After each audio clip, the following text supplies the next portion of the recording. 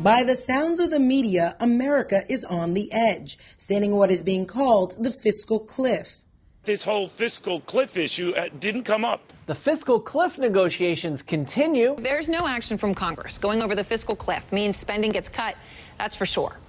The fiscal cliff is the end-of-the-year deadline for automatic budget cuts across all government agencies, as well as increased tax rates for all Americans. That would mean putting an end to the Bush-era tax rates on the wealthiest Americans and ending the payroll tax cuts, totaling about $700 billion. With the clock ticking, Progressive Democrats of America, or PDA, are waging a campaign to make sure that lawmakers don't make cuts in entitlement programs like Social Security and Medicaid. They sent in more than 70 letters to members of Congress expressing their concerns over austerity measures. It's time to protect Social Security. It's time to roll back the Bush tax cuts. It's time that we get on with the work to not only help the middle class, but deal with those folks that have been impacted by the severe budget cuts we've already faced. It's time for a job stimulus. It's time to put money into the economy, not cut it. In Congress, many members are hoping for a grand bargain.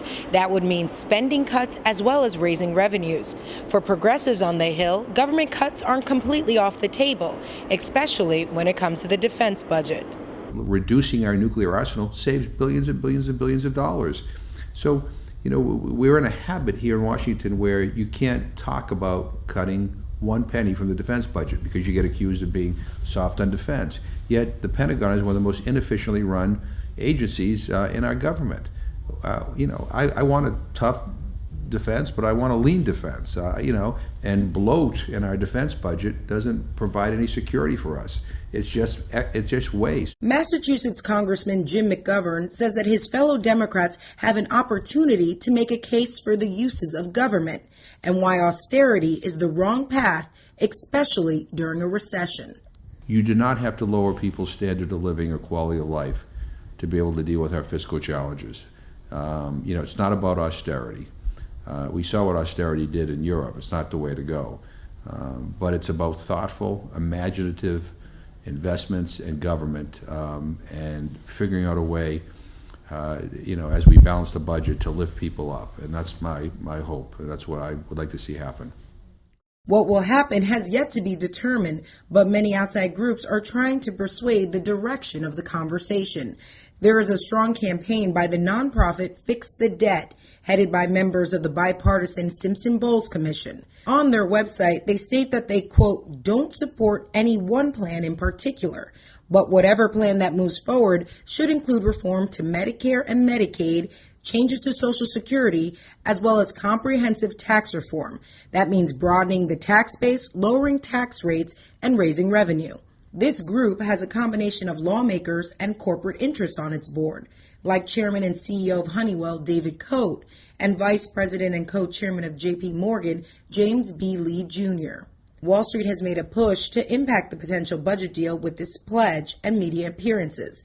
And on November 19th, Goldman Sachs CEO Lloyd Blankfein said in an interview with CBS that taxes must increase on the wealthiest Americans, but citizens must also adjust their expectations of social programs.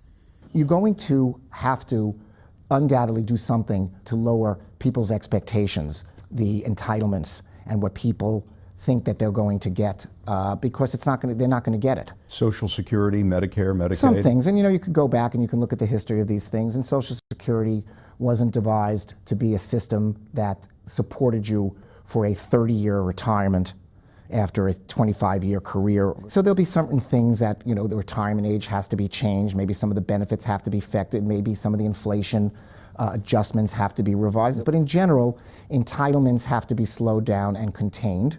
Because we can't afford them going forward? Because we can't afford them. But can we really afford them in a country that has the largest GDP in the world? The Real News spoke with former federal banking regulator Bill Black to get his take. The last time we had similar levels of debt, we actually had considerably more debt, was in World War II and after World War II. And, not only was debt not immoral, it was absolutely the moral and practical thing to do. It's what got us out of the Great Depression, allowed us to beat the Axis fascist powers, to build up housing stock at an immense rate for the newly formed families and children, of course, of the baby boom, to build the interstate transportation system of highways, to create the GI Bill, and to establish and greatly expand programs like Social Security. But the latest CNN ORC International survey shows that 7 out of 10 Americans want to see Republicans and Democrats come to a compromise on fiscal issues. Those in favor of balancing the budget argue that if average Americans have to balance their own household budgets, why shouldn't Congress? Bill Black says that analogy is flawed because the U.S. doesn't have a finite life expectancy and can print its own currency. The United States has very substantial advantages of being the world's reserve currency, right? The dollar is still the basis for most economic transactions, and that's good for the United States in a bunch of different ways. It's not essential to our life. We could still be a very wealthy nation without it, but there are advantages. Well, the only way we can be a reserve currency is if we run deficits ultimately, because we have to kick out the dollars for the rest of the world, and the rest of the world understands that, which is again why we can borrow money at virtually zero rate of interest. President Obama plans to take his message on the road this week. He hopes to persuade Americans to pressure congressional leaders to support his agenda of ending Bush tax cuts on the wealthy and extending payroll tax cuts for households earning less than $250,000 a year. Although talks about cuts to Social Security have been ruled out, according to White House Press Secretary Jay Carney, Medicare and Medicaid are still on the table.